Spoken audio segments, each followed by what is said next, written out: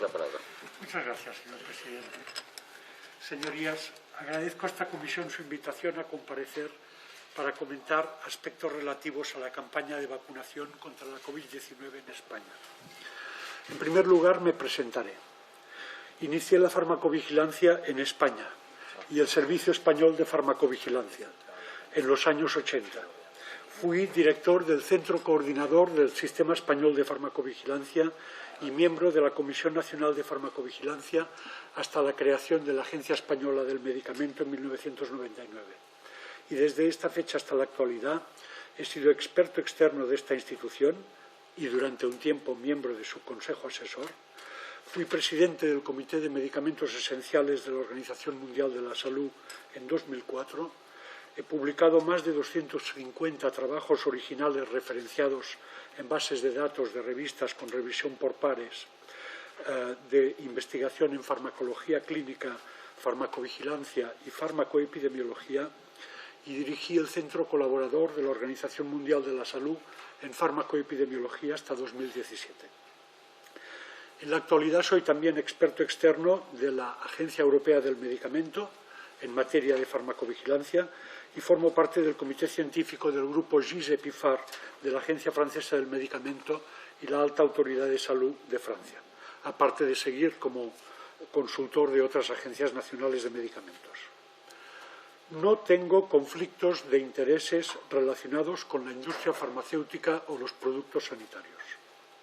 Se me ha convocado a opinar sobre problemas y dificultades que se hayan producido hasta la fecha en el proceso de vacunación y en la aplicación por parte de las administraciones públicas competentes de la estrategia de vacunación frente a la COVID-19 en España y sus posteriores actualizaciones. Y en los últimos días he podido escuchar gran parte de las comparecencias ante esta comisión y he pensado que puedo aportar algunos comentarios sobre tres cuestiones. Quizá no me dé tiempo de todas ellas. La primera, y a la que voy a dedicar más tiempo, la farmacovigilancia de las vacunas y el papel de las agencias reguladoras, la EMPS en España y la EMA en la Unión Europea. La segunda, algunos aspectos relacionados con la campaña de vacunación. Y la tercera, unos comentarios, si me da tiempo, sobre los derechos de propiedad intelectual sobre las vacunas. Primero, farmacovigilancia, Agencia Española y Agencia Europea. En materia de farmacovigilancia, los comparecientes en esta comisión, representantes de la Agencia Española, han descrito los complejos procedimientos y mecanismos de coordinación que han desarrollado para hacer frente a la epidemia de SARS-CoV-2. Reuniones, coordinación entre diferentes organismos de la Administración, con otros Estados miembros de la Unión Europea y con la Agencia Europea y con las comunidades autónomas. Procedimientos, pero escasos resultados si se exceptúan los relativos a la alta tasa de vacunación alcanzada, que al fin y al cabo no es más que lo que llamamos una variable instrumental, pero no una variable de resultados. El resultado es la prevención de la enfermedad y de la muerte. Análogamente, los informes de farmacovigilancia de la Agencia Española, el último, el 12º, publicado el pasado 26 de enero, informan de más de 55.000 notificaciones recibidas de efectos adversos de las vacunas hasta el 9 de enero de 2022. De estas, 375 tuvieron desenlace mortal y más de 11.000 fueron calificadas como graves. Y cito lo que el Sistema Español de Farmacovigilancia entiende como grave, entendiéndose como tal cualquier acontecimiento adverso que requiera o prolongue la hospitalización, que dé lugar a una discapacidad significativa o persistente o a una malformación congénita que ponga en peligro la vida del paciente o que resulte mortal, así como cualquier otra condición que se considere clínicamente significativa. Repito, más de 11.000 acontecimientos adversos graves después de la vacunación notificados al sistema. La publicación de estos datos puede ser vista como un ejercicio de transparencia, pero la realidad es que a falta de más detalles son difícilmente interpretables. Por ejemplo, a pesar de que en esta fecha se estaba iniciando la vacunación infantil y de adolescentes, en enero, y de que se citan casi 900 efectos adversos en menores de 20 años, El informe no comenta los casos en este grupo de edad, precisamente el que concita mayores incertidumbres sobre la conveniencia de la vacunación. La transparencia no consiste solamente en subir informes técnicos a la web, que también, sino sobre todo en iluminar, en ayudar a dirigir la mirada y en ayudar a comprender. De lo contrario, se siembra el terreno para que proliferen la desconfianza y las suspicacias. ¿Quién sabe si por una intención de esconder la información en una montaña de datos, o quizás porque se entiende equivocadamente que esta comisión no es el foro para debatir cuestiones técnicas, este tipo de datos no han sido presentados ante sus señorías, de modo que la propia comisión no ha tenido una oportunidad de preguntar sobre el uso que se hace de ellos. Señorías, les quiero comentar algunas cuestiones técnicas que puede entender cualquier ciudadano, que creo que les pueden ser útiles. 12 consideraciones me parecen oportunas sobre la farmacovigilancia de las vacunas. La primera, las primeras vacunas disponibles contra la COVID, como recordarán, en España, y las más utilizadas hasta el día de hoy, han sido Comirnaty de Pfizer, de la que se han administrado más de 54 millones de dosis hasta el pasado 9 de enero, y Spikevax de Moderna, con 14 millones de dosis. Estas dos vacunas se basan en una nueva tecnología. Así como las vacunas tradicionales son gérmenes atenuados o porciones de ellos que estimulan el sistema inmunitario, las vacunas de ARN mensajero introducen un ácido nucleico que da instrucciones a células de la persona vacunada para que fabriquen esta proteína del virus, la llamada spike protein, que a su vez estimulará el sistema inmunitario. Conviene recordar aquí que el diccionario de la Real Academia de la Lengua Española define una vacuna como, cito, preparado de antígenos que administrado a un organismo provoca en él una respuesta de defensa. Según esta definición, las llamadas vacunas de Pfizer y Moderna no son verdaderas vacunas. Son fármacos basados en una tecnología nunca usada en terapéutica hasta ahora y menos en campañas masivas. De ahí que la vacunación masiva supuso un experimento global, y esto me parece esencial para entender lo que quiero decirles a partir de ahora, sin precedentes en la historia de la humanidad.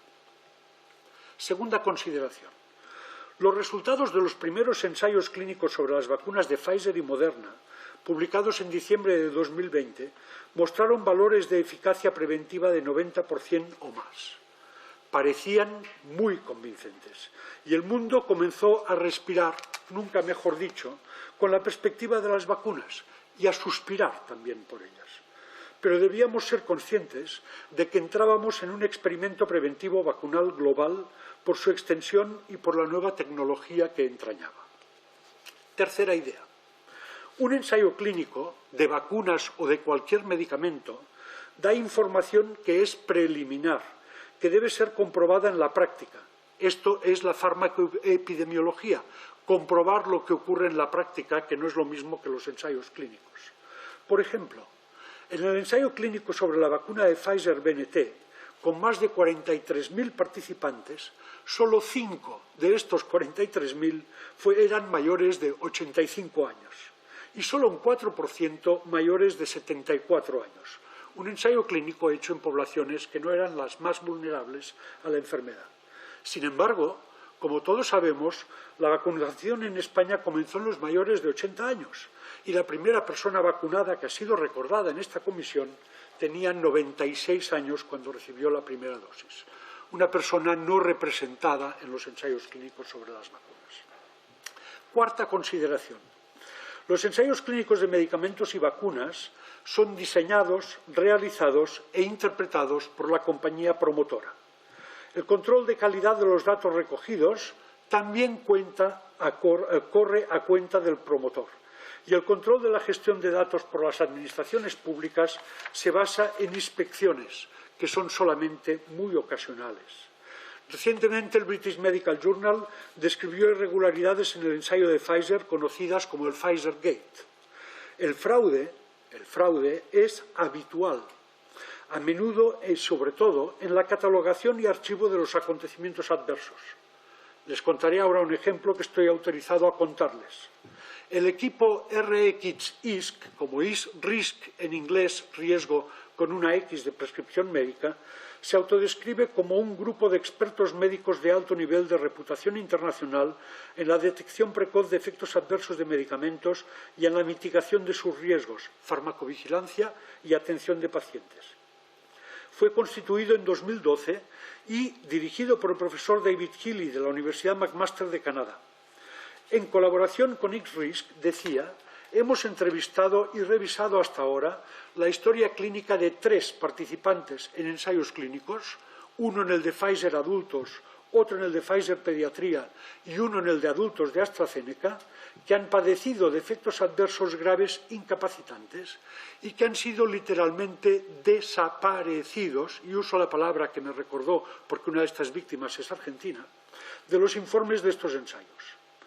Puedo decir que no es cierto que no se registraran acontecimientos adversos graves en los ensayos clínicos, que no se registraran.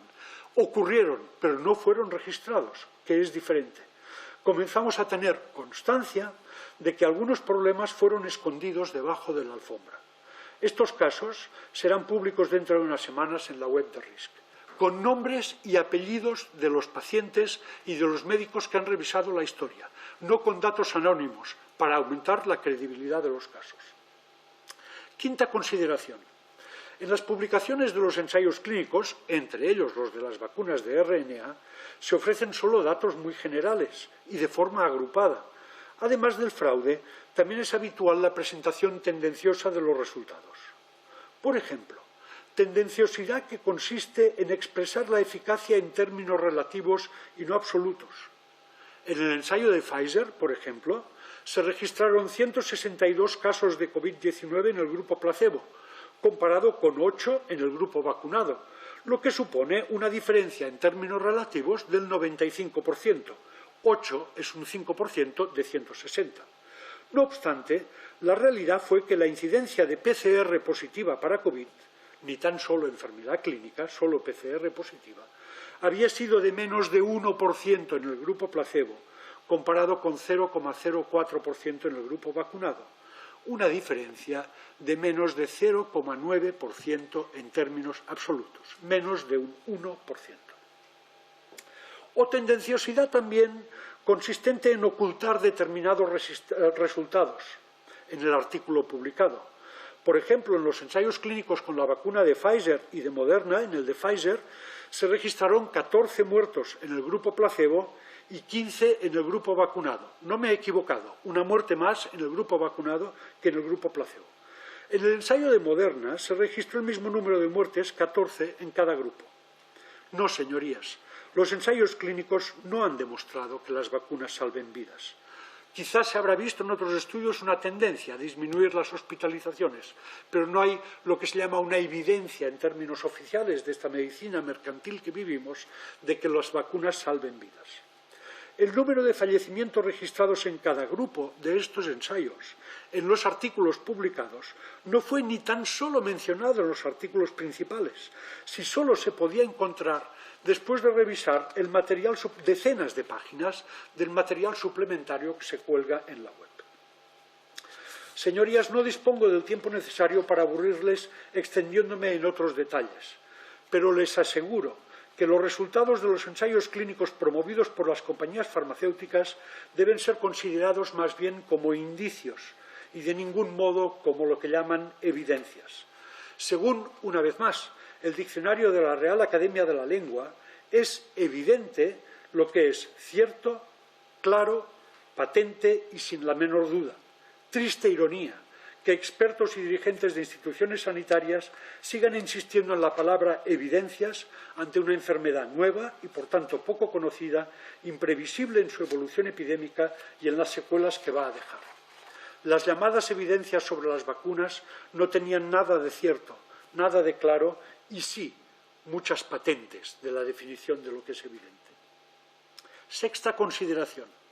En cualquier caso, con fraude o sin él, con presentación tendenciosa de los resultados o no, los resultados obtenidos en cualquier ensayo clínico deben ser revisados en detalle por expertos en la materia, lo que requiere tiempo, sin duda, pero también, en primer lugar, transparencia. Y les voy a poner un ejemplo. Pfizer, por ejemplo, anunció que haría pública la totalidad de los resultados de su ensayo clínico principal sobre la vacuna en 2025. ¿Se lo pueden creer? Pues bien, parece que ni esta fecha era cierta. En el pasado mes de enero, a petición de varias organizaciones civiles por la transparencia, un juez federal de Estados Unidos obligó a la FDA y a Pfizer a hacer públicos estos resultados en un lapso de meses, en lugar de los 75 años que pretendía la compañía y que había pactado con Pfizer. Séptima consideración. Además de todo lo dicho, los resultados de los ensayos clínicos deben ser confirmados por la práctica, y esto requiere un muy cuidadoso seguimiento epidemiológico del experimento global de la vacunación contra la COVID-19. De ahí la necesidad de la farmacovigilancia, yo diría más, de una farmacovigilancia reforzada. Octava consideración. A pesar de los resultados aparentemente optimistas de los ensayos clínicos sobre las vacunas contra la COVID, ya en enero de 2021, hace 13 meses, teníamos 5 áreas bien identificadas de incertidumbre.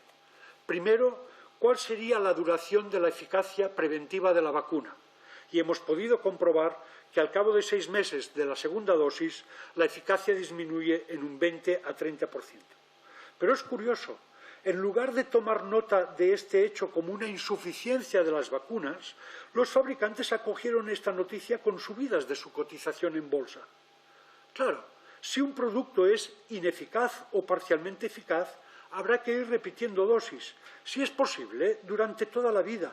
Esto es el sueño de cualquier vendedor de medicamentos para el colesterol, la osteoporosis o de vendedor de crecepelos. La realidad es que necesitamos mejores vacunas en términos de eficacia protectora, como ha dicho el secretario general de la OMS. La segunda duda se refería al efecto preventivo de las vacunas sobre las nuevas variantes del virus. La eficacia de las vacunas frente a la cepa delta fue inferior a su eficacia frente a la cepa alfa, y la experiencia reciente ha mostrado que las vacunas no han funcionado frente a la cepa Omicron. Y añado, a pesar de los llamamientos a la población a vacunarse cuando llegó la cepa Omicron.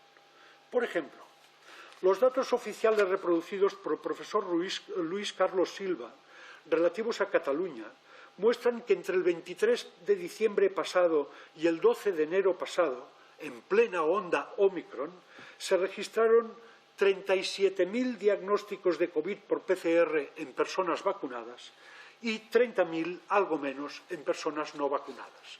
Esto no quiere decir que los vacunados tuvieran más enfermedad por Omicron. Lo que quiere decir, o lo que se puede interpretar sin duda, es que la vacuna no protegía contra la enfermedad producida por la cepa Omicron. La tercera duda o incertidumbre que existía con las vacunas se refería a si evitarían la transmisión o contagio. Y está claro que las vacunas no evitan la transmisión de la enfermedad, aunque algunos comparecientes lo han dicho con la boca pequeña, no la evitan. De modo que el pasaporte o certificado COVID carecía de base científica y además puede haber contribuido a aumentar el número de casos, puesto que daba una falsa sensación de seguridad a quienes lo obtenían. La cuarta duda se refiere a los efectos adversos. Ustedes recordarán que cuando salió la vacuna de AstraZeneca se habló rápidamente de una señal de farmacovigilancia de un riesgo de trombosis graves, sobre todo en mujeres jóvenes. La señal apareció a finales de enero. El Comité de Seguridad de la Agencia Europea, tan halagado en esta comisión, no se reunió hasta principios de marzo y convocó una rueda de prensa el 31 de marzo. Total, para decir que no disponían ni siquiera de cifras de vacunación en los Estados miembros por franjas de edad y sexo. Y, por tanto, no podían calcular la incidencia si las mujeres tenían más riesgo, las jóvenes más que las mayores, etc. Además, la EMA, sabiendo que esto es incorrecto, insistía en la baja incidencia, sin distinguir la incidencia real de los acontecimientos de la realmente notificada. Les pongo un ejemplo. Por ejemplo, en relación con las trombosis, entre el 1 de enero y el 19 de abril de 2021, en Cataluña se notificaron 53 casos de trombosis. Es mucho. Existía mucha publicidad sobre el problema y esto favorece que se notifiquen estos casos. Pero las bases de datos sanitarias de los centros de salud de Cataluña contenían 540 casos, más de 10 veces más, que, naturalmente, en su mayoría no habían sido notificados. O también el problema de la miocarditis y la pericarditis. Se nos dijo primero por la EMA que la incidencia podía ser de 1 caso por millón, de entre 1 y 10 casos. Después se rebajó la estimación a 1 caso por 100.000. Después salió un estudio israelí que hablaba de 1 caso por 10.000 en los adultos jóvenes. Ustedes habrán visto o habrán oído hablar de jugadores de fútbol famosos e incluso de espectadores de espectáculos deportivos que colapsan en mitad del partido. Son personas vacunadas que tienen problemas cardíacos posiblemente atribuibles a la vacunación y de eso no se habla. La última incertidumbre que teníamos cuando aparecieron las vacunas ha sido ampliamente debatida en esta comisión, se refiere al acceso a las vacunas a escala global. Quisiera hacer algunas reflexiones más sobre la farmacovigilancia de las vacunas. Además de lo que les he contado, el seguimiento de la seguridad de las vacunas ha puesto de manifiesto las deficiencias de la farmacovigilancia en la Unión Europea. La Agencia Europea, como les he contado, ha reaccionado tarde y de manera paquidérmica e insuficiente ante las señales de efectos indeseados que han ido surgiendo, y sus vacilaciones no han ayudado a las autoridades de los Estados miembros a orientar la campaña de vacunación según los resultados obtenidos. De hecho, cada país adoptaba una medida diferente en cuanto a su política de vacunación. Han prevalecido los procedimientos y la burocracia por encima de la ciencia, el sentido común y la atención a las incertidumbres inherentes al experimento global emprendido. 10ª consideración. No se trata solamente de un incidente o de la ineptitud de algún funcionario. La Agencia Europea de Medicamentos está financiada en más de un 80% con las tasas aportadas por las compañías farmacéuticas. Está concebida legalmente para autorizar la comercialización de medicamentos y vacunas, pero no para interactuar con los sistemas sanitarios de los Estados miembros. 11ª consideración. La pandemia ha hecho evidente que la legislación europea sobre farmacovigilancia, basada en la notificación voluntaria y en planes de gestión de riesgos desarrollados por las propias compañías fabricantes, está más concebida para proteger a estas últimas que para proteger a los ciudadanos. Y última consideración sobre cuestiones de farmacovigilancia, y 12ª. En este contexto, quisiera comentar también el escaso uso que se ha hecho de las bases de datos sanitarias en España para hacer un seguimiento de la vacunación, de sus efectos beneficiosos y de sus posibles efectos indeseados en el contexto de la epidemia. Probablemente no se trata solo de una oportunidad desaprovechada y perdida, sino más bien del reflejo de la falta de voluntad del Sistema Nacional de Salud para ser un verdadero productor de conocimiento y no lo que es actualmente, en mi opinión, un mero receptor pasivo de mensajes de clara intencionalidad comercial, un comprador ignorante de tecnología que a menudo paga humo a precio de oro. La pandemia también ha puesto en evidencia la existencia de un enorme mercado de explotación de bases de datos sanitarias para estudios epidemiológicos, canalizado por la Agencia Europea de manera no democrática, me atrevo a decir incluso colonialista, en connivencia con centros universitarios adictos a la política de la agencia.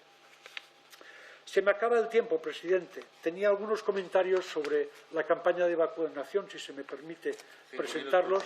5 minutos los presento. Después la segunda intervención que usted tiene puede acabar su... Muchísimas gracias. Muchas gracias. Quería, en segundo lugar, referirme a algunas cuestiones de la campaña de vacunación y, en particular, a lo ocurrido en las residencias de personas mayores. La epidemia incidió especialmente en las residencias, sobre todo al principio, y la mortalidad fue 57 veces más alta que en la población general. Una mortalidad de 9–10% en las residencias, comparado con una mortalidad general en la población de menos del 0,11%. Presumimos de sistema sanitario, señorías, pero dejamos a los más vulnerables en manos de la iniciativa privada, que es la que lleva las residencias. ¿Cuáles son los factores de riesgo de morir en una residencia? Sin duda, la edad y la pluripatología, pero también la mala atención, derivada de malos contratos laborales y de una falta de regulación del mundo de las residencias y la polimedicación innecesaria, un reflejo de la mala atención médica.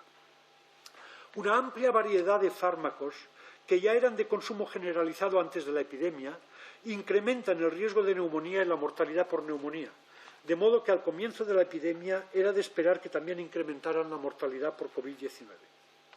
Por ejemplo, hace años que se sabe que los fármacos neurolépticos o antipsicóticos duplican o incluso cuadruplican el riesgo de neumonía y la mortalidad por neumonía. En Cataluña, unas 100.000 personas mayores de 70 años los consumen de manera continuada, en la mayoría de los casos en indicaciones no autorizadas por la Agencia Española del Medicamento. Al inicio de la pandemia, de los 64.000 personas en residencias en Cataluña, 22.000 consumían estos fármacos. Muchos otros fármacos que tienen efecto depresor del sistema nervioso central también incrementan el riesgo de neumonía en 2 a 4 veces.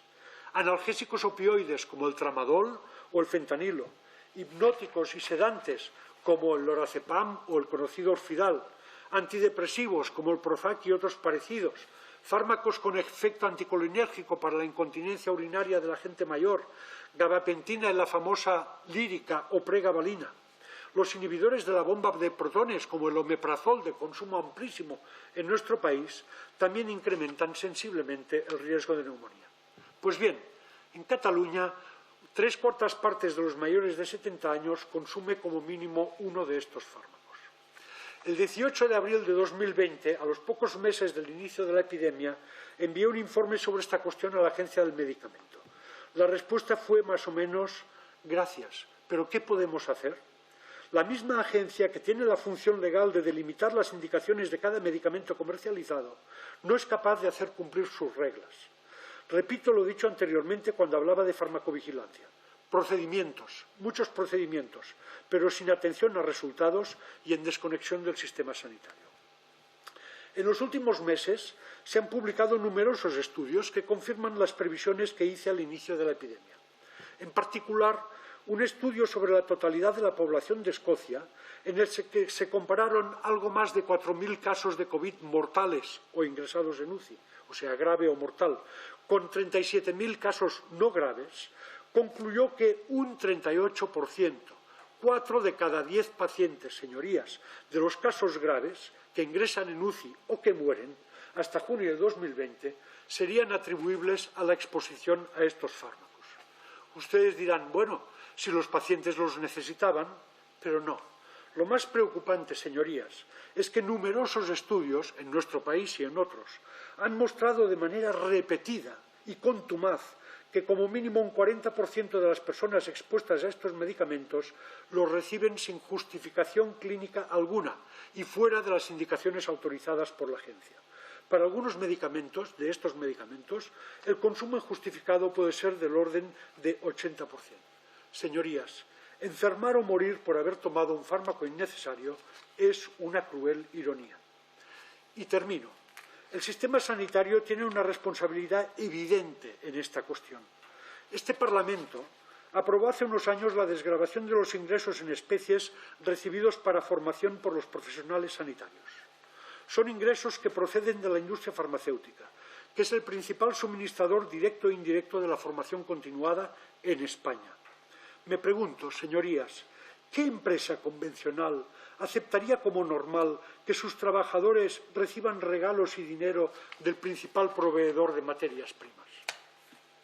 Varios estudios y análisis comparativos han mostrado que España es el miembro de la Unión Europea más permisivo en materia de conflictos de intereses y relaciones opacas de profesionales sanitarios con las compañías farmacéuticas. Lo mismo ocurre con las sociedades médicas y sus expertos.